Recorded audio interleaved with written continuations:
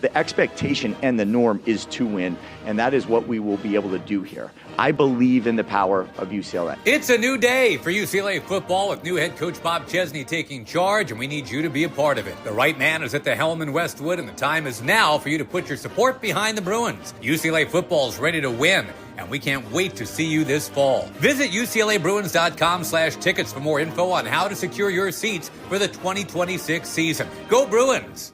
Good afternoon. Getting right down to business here. We are doing it live, doing more at 4 weekday afternoons, right after the Guy Benson Show at 3 and just before the 790 KBC News Blitz with my buddy Randy Wang. Motec on Money. We're live on the air right now on 790 KBC, streaming live online worldwide, KBC.com. And yep, the on-demand Motec on Money podcast, KBC.com, Apple, iTunes, YouTube, all your favorite podcast platforms. The Dow taking a breather after a record-shattering three-session winning streak. Volatility back today on Wall Street with a surprisingly strong jobs report, which came out an hour ahead of the opening bell for the month of January. That took the spotlight. That report coming out today several days late due to the government shutdown last week. The Dow briefly kissed new record highs today, up around 50,500 shortly after the opening bell. On that latest jobs report, which showed the economy created more jobs last month than economists had expected. The Dow coming in for a closing loss today, though, of 67.67. That, by the way, is Dictionary.com's word of the year. Basically, social media nonsense. There's no definition for it, but coincidentally, that's what the Dow closed down today, 6.7 to 50,121. The S&P 500 down 34 at 69.41. The NASDAQ down 36 at 23,066. The price of gold is hovering near $5,100 an ounce. It moved higher today. Silver is above $83 an ounce. We'll get an update on gold tonight from economist and gold bug Peter Schiff at Schiff Gold and Euro Pacific Capital, author of numerous books, including Crash Proof and The Real Crash. Bitcoin under pressure again today, now having traded around 66,000 per Bitcoin. We're scheduled to talk Bitcoin later this hour with Bitcoin aficionado Natalie Brunell, host of the Coin Stories podcast. We've seen upward pressure on the price of oil this week as tensions rise in the Middle East. The Wall Street Journal reports the Pentagon has told a second aircraft carrier strike group to prepare to deploy to the Middle East as the U.S. military readies for a potential attack on Iran. President Trump saying he has weighed sending a second carrier to the Middle East to prepare for military action if negotiations with Iran fail. The order to deploy could be issued in a matter of hours. The officials caution that the president has not yet given an official order to deploy the second carrier and that plans could change, according to the Journal. The carrier would join the aircraft carrier USS Abraham Lincoln that is already in the Persian Gulf region. President Trump met with the Israeli Prime Minister Benjamin Netanyahu at the White House today to discuss Iran negotiations. Details regarding a potential second round of talks with Iran have yet to be ironed out. Meanwhile, coal is having a renaissance. The president today ordering the Defense Department to purchase power from coal plants. His latest efforts to revive the industry that has struggled to compete against other energy resources. The president signed the executive order at a White House event attended by Peabody Energy, which we saw that stock move up nearly $1 today at 36 and change. On the earnings front, Cisco Systems stock has been doing pretty well so far compared to some of the other tech names, but looks like it's down in after-hours trading on its latest earnings news. And did somebody say McDonald's? McDonald's reporting fourth-quarter results that topped Wall Street analysts' expectations. Looks like McDonald's shares down a fraction to $3.23 in after-hours trading. This is interesting. The Chinese owners of the famed Waldorf Astoria Hotel in New York are preparing to put the hotel up for sale, according to the Wall Street Journal, only months after it reopened following that multi-billion-dollar, multi-year overhaul. The company controlled by the Chinese government is expected to begin marketing the hotel as soon as next month through the real estate investment bank Eastdil Secured, according to people talking to the Journal. Joining us live now, someone who's probably no stranger to the famous Bull and Bear restaurant at the Waldorf in New York. Joining us live now, veteran market strategist Art Hogan, Chief Market Strategist at B. Riley Wealth Management. Art, thank you very much for taking the call here this afternoon. Thanks so much for having me, Frank. It's been too long, and I'm certainly happy that we're catching up today. There are a lot of things to talk about this week. Absolutely. Well, it's been a while since we chatted behind live microphones. Happy New Year, by the way, and our first conversation of 2026. A lot has happened just in the last month or so. Give us your view of the market action here with the Dow experiencing that big record run-up until today, and give us your thoughts about the latest market action here. Yeah, I'll tell you this, Frank.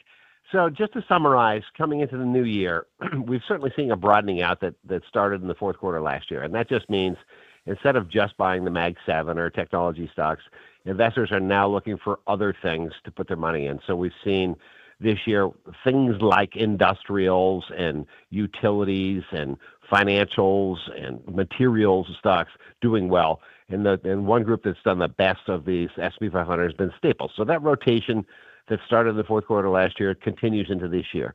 And then as we worked our way into the new year, we started to make up reasons to be concerned. So 2 weeks ago, during the second week of the earnings reporting season, we got concerned about all of the hyperscalers, the big players in artificial intelligence, and how much CapEx they were spending. So, agnostic to what the company was, whether it's Alphabet or Meta, Amazon, et cetera, no matter what they said about their earnings in the current quarter, everyone was just finely tuned to how much they're planning on spending to chase that large language model, and that was not rewarding companies. So we had that sort of fear of these guys are spending too much, and we don't know when, or we don't have a line of sight to the return on investment. And then flash forward to last week, and we had a bit of a software Armageddon, right? So there was a new company out that was going to take over all the software, and if AI kept getting better, nobody's ever going to buy any software for their business at the enterprise level, and consumers were going to do their own coding. So that got very overblown. Software companies were down anywhere between 5 and 25% in a week, and the ETF that tracks that was very oversold. That finally bounced last Friday. And then we came into this week, and now it seems to be like playing the game Battleship, where we're going after what else artificial intelligence might destroy in the financial services industry, because somebody rolled out a new tax product that uses artificial intelligence. And so we're seeing it downdraft at some of the key brokerages like Schwab and Morgan Stanley, LPL, et cetera. I think all of that is the noise around what's really going on. In fact, what we've just worked our way through is the fourth quarter earnings reporting season, and it has been nothing short of spectacular. So practically 80% of companies have beat on the earnings estimates, and 72% have beat on the revenue estimates. Earnings growth looks to be in the low to mid double digits for the quarter. More importantly to you and me is that guidance for this year just went up. 54% of companies that reported gave guidance higher for this year. So the actual earnings estimates for this year moved higher during the fourth quarter earnings reporting season, and yet the market hasn't been able to react to it because we're focusing on, what AI might disrupt, or how much companies are spending to get to that large language model that's actually going to have inference. And so to me, I think there's a lot of noise around the edges, but the fundamental backdrop is very strong.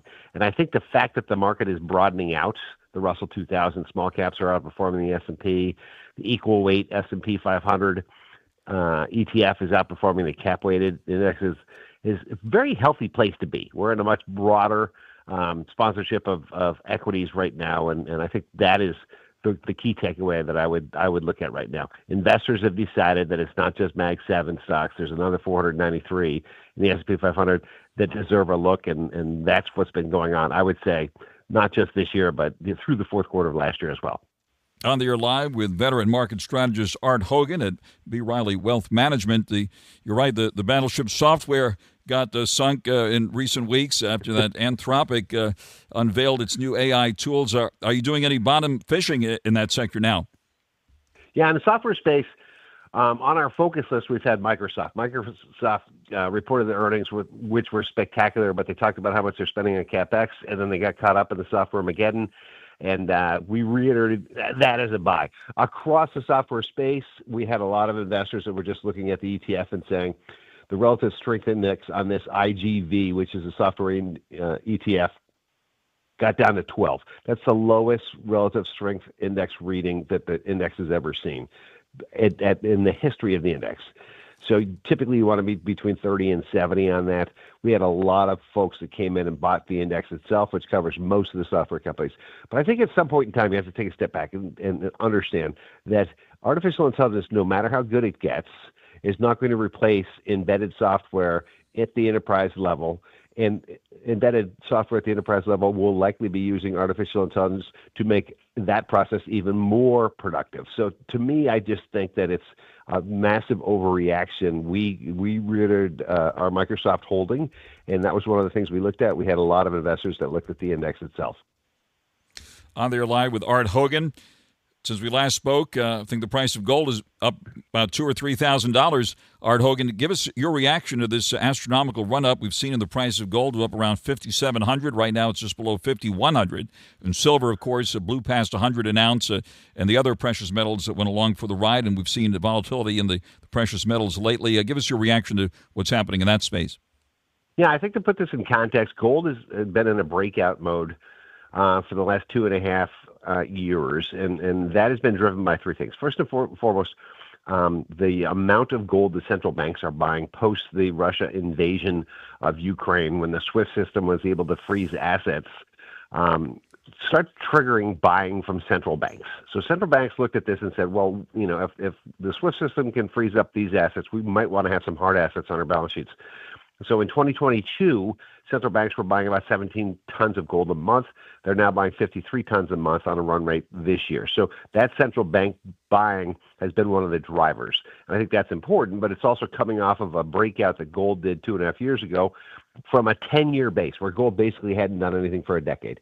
So momentum players started noticing the move, and they got involved as well. So they're causing a little of the volatility we've seen in gold, but I think the central backdrop for the thesis for gold remains intact. Central bank buying, a lot of countries want to own gold, and you've got a demographic that plays into this. So if we had a financial advisor that called us up right now, Frank, you and I, and said, what do you want to have as a diversifier in your portfolio? And they offered us crypto or gold, and not telling what your age is, but you know what mine is, we'd probably say gold. So I think the demographic play in this, with ease of use in the ETFs, the GLD, which tracks the price perfectly, you've got a demographic push, you've got central banks buying, and plenty of reasons to think there's geopolitical uncertainty, fear of currency debasement, and certainly fears of inflation. So I think all the drivers are still in place, and I think gold goes much higher this year.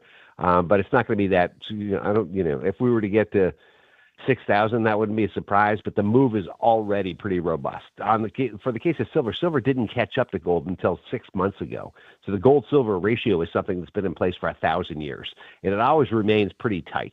And because gold broke out first, and silver needed to play catch-up, that's where we saw the massive move from 25 to 110 in silver.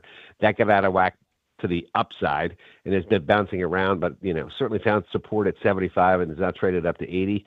I think both of those assets are now closer to that ratio that's typical, and I think gold and silver can drift higher as we work our way through this year, because I don't think any of those fundamental catalysts are going away. On the air live with veteran market strategist Art Hogan at B. Riley Wealth Management. And Art, we talked to the biggest fans of crypto on this program, as well as the harshest critics. We've seen Bitcoin go from above 126,000 around 60,000. Right now it's at around, 66, just shy of 67,000 here at the moment. Give us your thoughts on these dramatic moves we've seen with Bitcoin and the other cryptos recently. Yeah, I think it's important to take a step back and think about the 10-year or thereabouts history of Bitcoin. And one of the things that has been true forever is that it's very volatile. So when you and I talk about the normal year for equities, we'll say, well, typically we have a couple of 5% retracements. Maybe once a year we get a 10%. Every 3 years we get a 20% correction. That's normal for equity markets.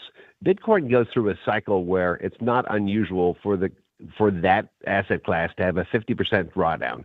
And the key players that are Bitcoin aficionados will tell you it's much more volatile, and they're used to this volatility. We're in the middle of one of those 50% drawdowns right now. It likely finds a bottom at or about where we are, call it 60 to 65,000. And will likely start moving higher. The problem with the Bitcoin aficionados is a lot of the arguments for the asset class haven't held true this year. So it hasn't been a digital gold. The gold is, finally decided to do something after a decade or so, and it's certainly not necessarily tracking with the NASDAQ 100. So to the extent that the use case for Bitcoin has gotten back to the original thesis that it's going to be part of a a blockchain universe, and it's going to be the master code for all of the wealth creation. And I think that it sort of slipped into that pole position. Unfortunately, one of the things that happened was that there was a lot of excitement over Bitcoin when you could actually buy an ETF that gave you access to Bitcoin.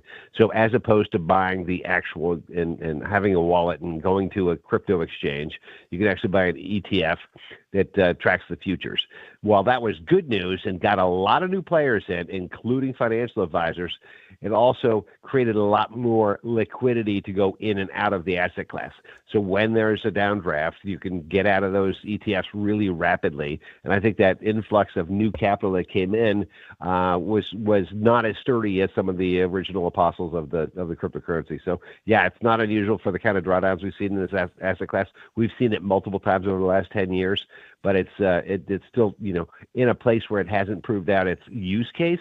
And I think that it'll technically find some bottoming out here in the call it the $55,000 to $75,000 range. Fans are sticking with it, including Michael Saylor with that strategy company, Bitmine treasury company, sitting on tremendous unrealized losses at the moment. Appears to be buying the dip, but not just the guacamole dip over the weekend, over Super Bowl weekend, but bought the dip in the Bitcoin price in recent days, and then Bitmine Immersion. That's Thomas Lee's company is focused on Ethereum, also sitting on tremendous unrealized losses at the moment. Would you touch any of these ancillary equities connected to these cryptos? Yeah, so that's the real question, and both of these guys are a lot smarter than you and I about cryptocurrencies. So I'm not going to question the way they're running their companies, and they can certainly describe what's going on a lot better than you and I can. But to the average investor, I don't know that you actually need to be in a company that actually levers up to cryptocurrency, whether it's Ethereum or Bitcoin. When you actually have access to an ETF that gives you that representation of ownership of Bitcoin on an easy basis. So for the folks that that are disciples of Saylor and my friend Tom Lee, that's fine if you like that strategy, and no pun intended there. But it's also, you don't need to. If you want access to this, you don't have to invest in a company that's levered up to Bitcoin. You can actually buy that futures yourself, and there's multiple access points to do that. So to me, I don't need to necessarily buy a publicly traded company that that business model is just to keep reinvesting in Bitcoin. If I want exposure, I'm going to buy Fidelity's or BlackRock's ETF and call it a day and have that exposure and help diversify my portfolio. We haven't talked since President Trump named Kevin Warsh as his choice for Fed chair, and we had that Warsh out for the markets when he made that announcement, and that was part of the volatility. Based on what we got on that jobs report today, and looks like we're going to be getting another inflation reading shortly. The Dow coming off a record high after this big run-up. We've been constantly told that the market is a forward-looking mechanism. What does the market see ahead with Warsh and the economy at this point? Yeah, I think it's important to remember a couple of things. So first and foremost, the new chairman, anytime we have a new chair of the Fed, the market experiences some volatility, and that's been true since the Fed started. In every instance, there has been volatility. Now, if you went back over the last 100 years and said, well, how many times has there been a new Fed and midterm elections in the same year? And this will be the 7th time that's happened in 100 years. So we have a couple of reasons for some potential volatility, a new Fed chair and midterm elections. So I think investors are very keen on understanding that. That said, I think the new chair has some grand plans for the Fed, and it's like trying to turn around a cruise ship. It takes time to make changes at the Fed. So he's a proponent of having a smaller balance sheet, but there's certainly time to do that. He's a proponent of lower rates. He was a proponent of higher rates during the Great Financial Crisis. So there's a lot of unknown there. At the very same time, he obviously has to be approved by the Senate. He has to. We don't know if Chair Powell will stick around and just become a governor for the next couple of years. His term won't run out till 2028. We don't know what the Supreme Court's going to say about what's going on in both Jay Powell and Lisa Cook's case. So there's a lot of uncertainty around the Fed, but I will tell you this. Don't expect big changes. The Fed governors make the decisions. There's 12 people that vote at every meeting. The Fed chair tries to build the consensus, but he gets one vote. So to the extent that don't expect major changes around the Fed, and right now nobody's counting on any rate cuts well into the second quarter of this year. I think we'll get in and out of a new Fed chair in reasonable shape, and I think that some of the structural changes that he'd like to make will likely take much longer than this year's business. All right, one last question, and it's a big one, Art. Any specific places where you are putting money now and/or taking it off the table? Yeah, I would be shocked if we weren't able to have that question fit into this time frame. Frank, Thank you, Art. I have probably heard that dozens of times in the past. And I would say this. So in terms of investment right now, I think the technology sell-off and the software sell-off is oversold. I'm looking at multiple technology companies that I think look very attractive right now. And we haven't seen multiples this cheap like on a Microsoft or NVIDIA in years. So I think that the overblown selling of technology probably is overdone, or we're due for a significant bounce. Where I get concerned on the other side of this, in this broadening out trade, is in the here and now, staples have made a significant run and are trading at elevated multiples. So even when a Coca-Cola reports and had a good report, not a great report, it got hit really hard because it was coming in at a 25 multiple for a company that usually trades at a 16 multiple. So be careful of staples. It's been a very solid performer. It usually is in the first quarter of the year, and we may see some give back there. So if I were to put a pairs trade on and just buy one ETF and sell another, I'd probably buy the technology sector of the S&P and sell the staples sector in the short run for some mean reversion here. Fantastic, Art. Well, thank you very much for taking the call here and covering all of the bases here. That is veteran market strategist Art Hogan, chief market strategist at B. Riley Wealth Management, which happens to be based here in Southern California. Look forward to seeing you back out here as soon as possible, Art, and talking to you again very soon. Thank you very much for joining us live here this afternoon. Always a pleasure, Frank. Thank you very much for having me. You didn't start a business just to keep the lights on. You're here to sell more today than yesterday. You're here to win. Lucky for you, Shopify built the best converting checkout on the planet. Like the just one tapping, ridiculously fast acting, sky-high sales stacking, champion of checkouts. That's the good stuff right there. So if your business is in it to win it, win with Shopify. Start your free trial today at shopify.com/win. The expectation and the norm is to win, and that is what we will be able to do here. I believe in the power of UCLA. It's a new day for UCLA football with new head coach Bob Chesney taking charge, and we need you to be a part of it. The right man is at the helm in Westwood, and the time is now for you to put your support behind the Bruins. UCLA football is ready to win, and we can't wait to see you this fall. Visit UCLABruins.com/tickets for more info on how to secure your seats for the 2026 season. Go Bruins! This isn't your average podcast. This is one of the most, if not the most controversial podcasts. This is Full Send. Do you like party ever? I think Post Malone told me once he went to one of your parties. What was the biggest after party you guys ever did? We had one with you guys. I know, that was lit. Unfiltered conversations. I'm not going to say any names, but We got Dr. Phil pulling up. Jake Paul's coming in today. Benjamin Netanyahu, he's about to walk into the podcast right now. I feel like he leaves. Yeah, maybe. The Full Send podcast. This is so crazy. Follow and listen on your favorite platform. Moteca Money continues, 790 KBC. The Dow coming off its all-time high, down 67 points at the closing bell at 50,121. S&P 500 down 34 at 69.41, and the NASDAQ down 36 at 23,066. The yield in the 10-year note now to 4.18%. Gold, and we'll be talking more about that with Peter Schiff in just a few minutes. Right now just below 5,100 an ounce. Silver at 83 and change.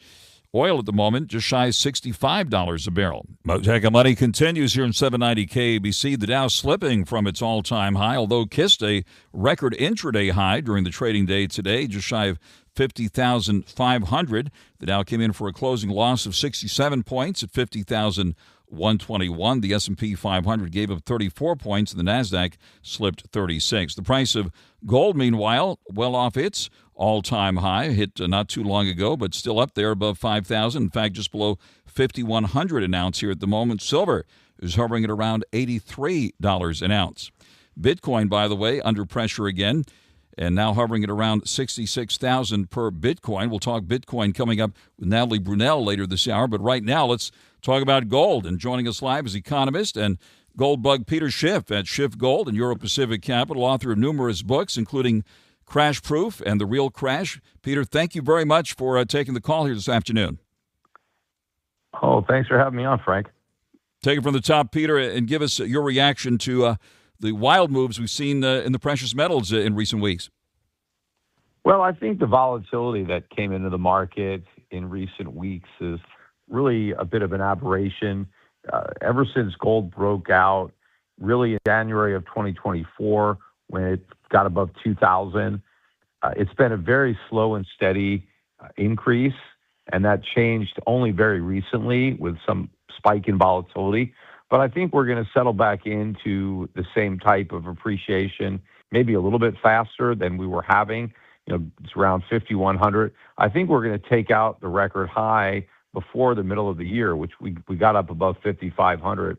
Silver had even more volatility, but silver didn't even really start moving until late last year, because even when gold was 3,000, silver was still about $30, which was 100 to 1, which was really crazy. So silver really had a long way to go to catch up to where it should have been all along.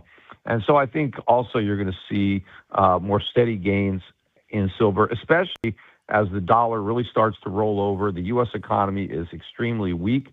The only thing that's strong is inflation, and that's going to get stronger.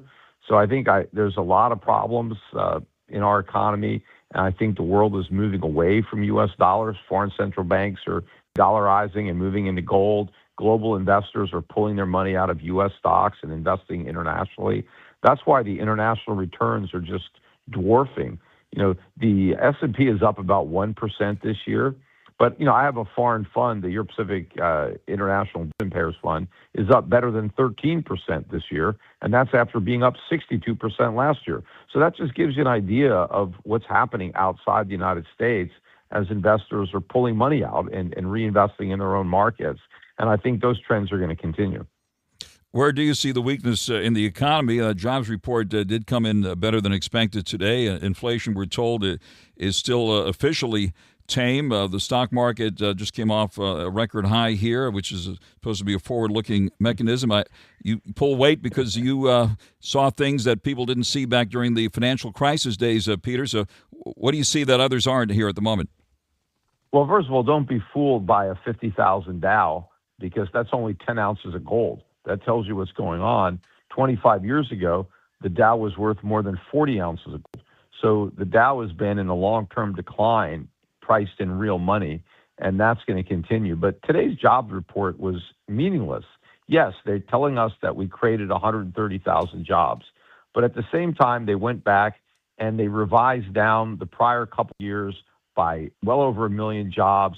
In fact, we now know that for all of last year, the average monthly job gain was just 15,000. They took about 90,000 jobs away per month, every month in 2025.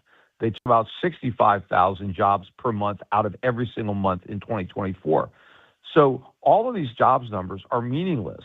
If you take 90,000 jobs away from the 130,000, that's 40,000 jobs. That's less than the 70,000 that was expected. So you got to take these numbers with a grain of salt, because it's always much higher than what actually happened. The way, the methodology for calculating this is designed to give you a big number, much higher than what was actually created. You don't find out for years into the future what the real number is. And the real number is always much smaller than what they originally told us. And we get the same lies with inflation. You said that they're telling us that inflation is low, right? But just go shopping, go to a store and see for yourself what's happening to prices. Prices are rising much faster than the government is admitting. Where do you see gold go from here? Well, I see gold and silver, because I said continuing to go higher as people move out of dollars and into safe havens. And I know you mentioned Bitcoin, and you're going to talk about Bitcoin again. Bitcoin is going to be going in the other direction. I mean, Bitcoin, a lot of people in the Bitcoin community marketed Bitcoin as some digital alternative to gold, but it's not. It's not digital gold. It's got nothing in common with gold. It's a completely different asset that really doesn't have any fundamental value. It's simply people speculating on what they think the price might be. But to me, it was always a big bubble. The air is coming out of the bubble. So far now, we've seen a 50% decline from the peak. And that's despite unprecedented hype coming from the Trump administration, coming from Wall Street. You would have expected Bitcoin to have gone up given all of the efforts to prop it up, but they couldn't stop the air from coming out. I think now it's all about getting rid of your Bitcoin. People are trying to say that, oh, this is an opportunity to buy. It's just an opportunity to sell.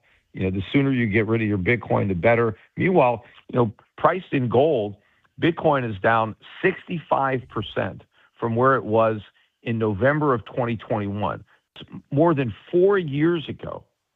4 years, and you've seen a 65% depreciation in Bitcoin relative to gold. So this is not a new trend. This trend has been going on for years, and I think it's going to accelerate from here. So you're going to see an even more pronounced decline in Bitcoin over the next few years than we have in the past 4. Peter, terrific. Great to reconnect with you here. We've been having these conversations since the financial crisis days, and we're certainly very exciting times here right now with everything that's going on in the precious metals and the markets and so forth. So look forward to many more conversations this year. That is economist Peter Schiff. Gold bug, Peter Schiff at Schiff Gold, by the way, and Euro Pacific Capital, author of numerous books, among the most famous, Crash Proof and The Real Crash. Peter, great to have you with us. Thank you very much for joining us live this afternoon. Thanks a lot, Frank. It's Euro Pacific Asset Management now. Euro Pacific Capital was the old name of the company. It's Euro Pacific Asset Management. Thanks for that update. Thank you very much, Peter. Appreciate it very, very much. All right. The expectation and the norm is to win, and that is what we will be able to do here. I believe in the power of UCLA. It's a new day for UCLA football with new head coach Bob Chesney taking charge, and we need you to be a part of it. The right man is at the helm in Westwood, and the time is now for you to put your support behind the Bruins. UCLA football is ready to win, and we can't wait to see you this fall. Visit UCLABruins.com/tickets for more info on how to secure your seats for the 2026 season. Go Bruins! Hi, I'm Joe Saul-Sehy, host of the Stacking Benjamins podcast. Every week, we talk personal finance trends. I think it's tough finding like a stock certificate from 1987 in Grandpa's drawer. Wait until you need the Face ID to unlock Cash App. It's so sad what money does to people. It happens. That's why you don't tell anybody what you got. That guy who had the brilliant idea, I don't want my relatives to know how much money I have. So every time I go to Thanksgiving, I ask them if I can borrow more. Stealth wealth. Stacking Benjamins. Follow and listen on your favorite platform. Bitcoin coming under pressure again today. Well off its all-time high of 126,000 or so. Got down to 60,000 recently. Right now it's hovering at around 66,000. As our listeners know, we talk to the biggest fans of crypto as well as the harshest critics, including Peter Schiff, who we just had on the air. Joining us live now is a crypto aficionado, Natalie Brunell, host of the Coin Stories podcast. Natalie, thank you very much for taking the call here this afternoon. Hi, thank you so much for having me. Great to reconnect with you here. It's been a while since we've chatted behind live microphones. Give us your reaction to Bitcoin's wild ride. Sure. So obviously Bitcoin is a volatile asset. That's sort of the breaking news for those who have been not as seasoned as some of us investors. But I would like to say that we are in a Bitcoin winter, it looks like. However, it hasn't been as big of a drawdown as some of the previous declines we've seen. I started investing in Bitcoin in 2017, and so that was around $3,000-$4,000. And I've seen it go through multiple winter cycles where it's drawn down 70 to 80%. So that is possible. I don't want to say that we've hit a bottom yet. I think it is possible to have more downside risk and volatility, but when you zoom out, it has been one of the best performing assets of the entire decade, especially for a younger generation that sees it as digital gold. On the live with Natalie Brunell, host of the Coin Stories podcast. By the way, it was a day or so ago, the 15th anniversary of Bitcoin hitting $1 for the first time was noted. You were just at a Bitcoin conference, right? What were the big takeaways there? Yeah, that's right. I mean, the people who have been in this space building and working for many years and doing education like I have, we are feeling positive. We're looking at this as an opportunity not just to stack and accumulate at a lower cost basis, but really to educate people and help them get on board. Because the first thing is to really help them understand that debasement is going to occur with their currencies. They're going to lose purchasing power. That is guaranteed. And you want to make sure that you're holding hard, scarce assets. And the scarcest is Bitcoin. So I know a lot of people have been flocking to gold lately. It's sort of been outperforming to the dismay of many Bitcoiners. But, gold out there has like 6.9 or so billion ounces, growing at a rate of about 1% to 2% per year as they mine more, especially as the demand increases. But there's only ever going to be 21 million Bitcoin, and you can start accumulating with as little as a couple of dollars worth or whatever currency you're using. And I think it is going to be the best savings technology over the next 10, 20 years. On there live with Natalie Brunell, host of the Coin Stories podcast, talking Bitcoin. What at the conference there, or based on the movers and shakers you talked to in the crypto space, what could potentially be the next catalyst to get Bitcoin going again? Obviously, it's a lot more fun when it goes up, not so much when it goes down. Well, sometimes these downturns take a little bit of time to shake out.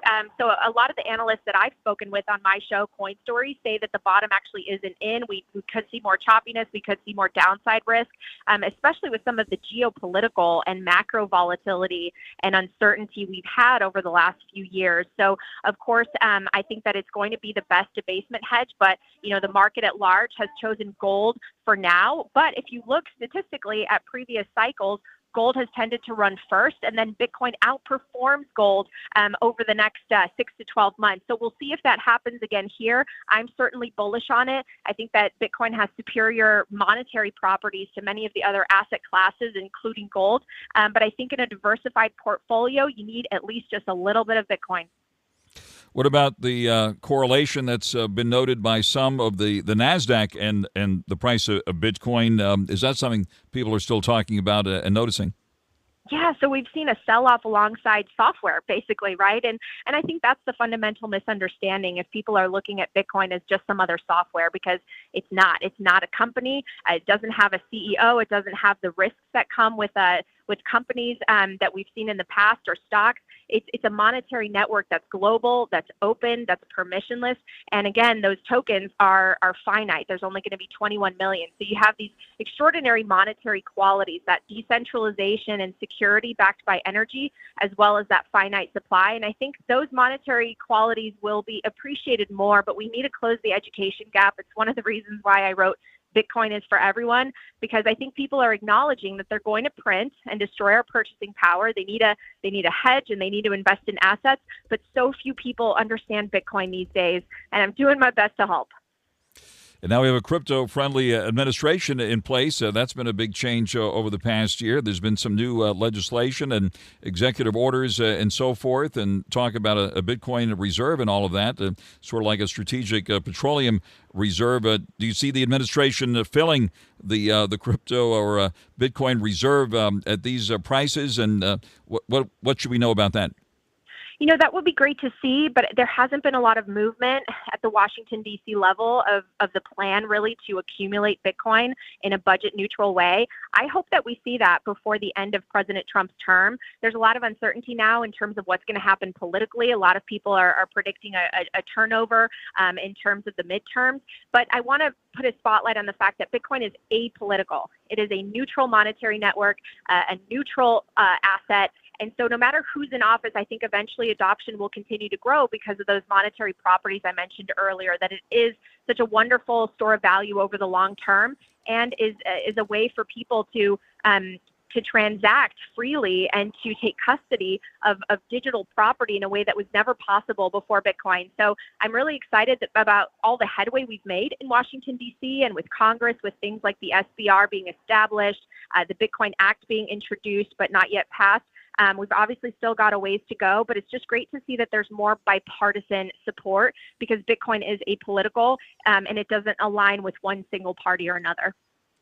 Are you impressed with the fortitude of diehard Bitcoin fans, including Michael Saylor, who has a strategy which is still buying Bitcoin. He bought the dip recently. I guess we'll probably be buying more dips, holding on to a tremendous unrealized loss at the moment, with Strategy stock well off its all-time high here at the moment. I'm sure you must have interacted with Michael Saylor over the years. How does he do it? How does it? Does he have strong ulcer medication? What's the secret there?